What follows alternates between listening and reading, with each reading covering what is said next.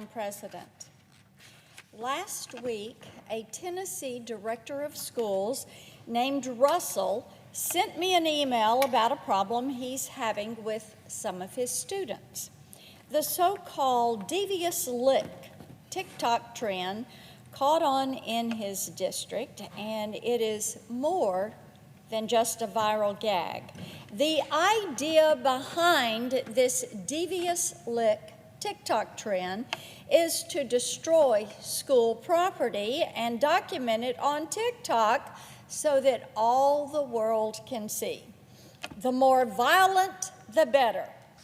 Here's how Russell described what's going on in his schools, and I quote, "In Cleveland city schools, we have seen fire extinguishers stolen, mirrors removed from walls, a toilet was removed from its foundation, and multiple other acts of vandalism. I know of stories from other school districts where even more serious types of vandalism and theft have taken place," end quote. He went on to tell me that this trend has caused thousands of dollars in damage and that he has had to resort to threatening suspensions, court citations, and other actions to deter students from demolishing school property. Madam President, all from a TikTok video trend. I want to state for the record that this is absolutely insane. This is not normal teenage behavior. It's criminal activity, and these kids are posting it online thinking that they are building social media clout. TikTok banned the trending hashtag, but last night it took a member of my staff about 10 seconds to unearth posts featuring students trashing their school bathrooms. Russell is at a loss as to how to get his students to stop body slamming doors off their hinges, and so are thousands of parents all across Tennessee who are wondering how it's even possible that a tech company is getting away with encouraging criminal behavior in its underage users. They want more than just an apology and a tweet to an algorithm. They're looking for accountability, and I'm happy to say that we at the Senate Commerce Committee are working to get that accountability from these big tech companies. The issue of big tech's toxic influence on children and teens is finally getting some much-needed bipartisan attention from the Senate. Earlier this month, I hosted a hearing in the Commerce Consumer Protection Subcommittee with Chairman Blumenthal, where we examined Facebook's role in promoting content to teenagers that drove young users into spirals of despair, eating disorders, self-harm, and suicidal thoughts. Now, our ideas about what Congress should do to force accountability into the equation might differ a bit, but maybe for the first time ever, the relationship between Republicans and Democratic tech watchdogs in this chamber is far less contentious than the relationship between big tech and members of Congress. And, Madam President, that is something worth noting. If we keep this up, Silicon Valley, as they currently operate, is in for some big changes. Because as much as I appreciate our role as lawmakers, I also believe in the importance of our ability to compel transparency from officials and companies that refuse to offer it up voluntarily.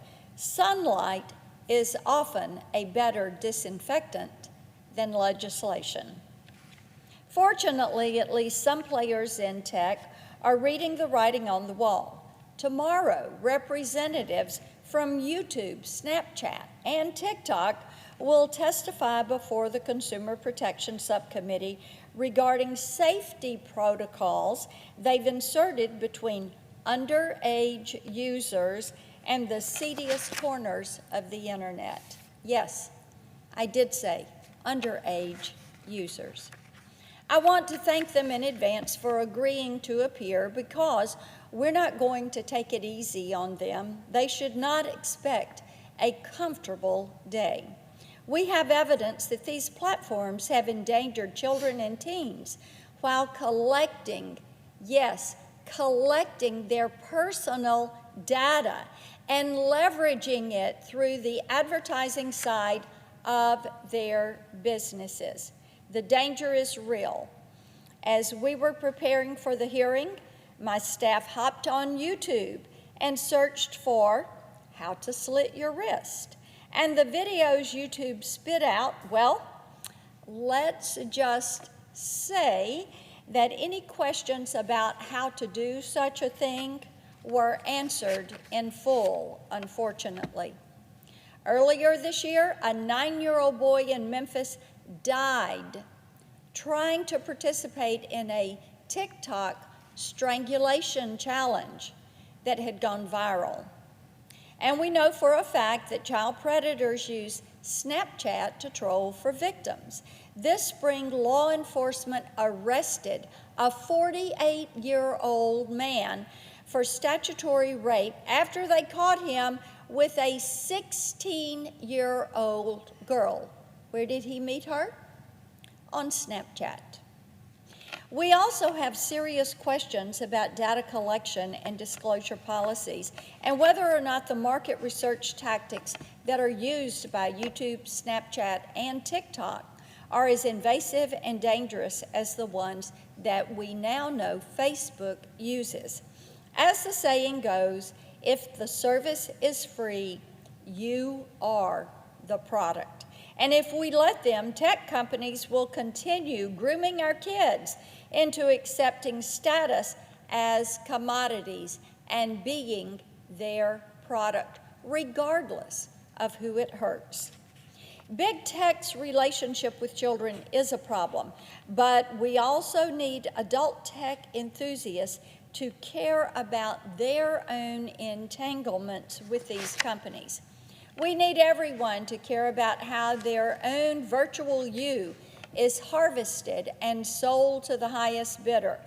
Many adult users believe that because they've lived so much of their lives online that these things don't matter anymore. But yes, indeed, it does matter. And I'll give you just one example of why. For a long time now, we've raised serious concerns about the connection between TikTok and the Chinese Communist Party. We suspect, with very good reason, that ByteDance, which is TikTok's parent company, handed over biometrics and other sensitive user data to the Chinese Communist Party. This app has been Beijing's very best detective, a fact most users aren't aware of and don't want to give a second thought to. Parents are completely unaware that TikTok is owned by ByteDance and that they're in cahoots with the Chinese Communist Party. Parents are unaware that the biometrics and other sensitive data of their precious children is now in the hands of the Chinese Communist Party.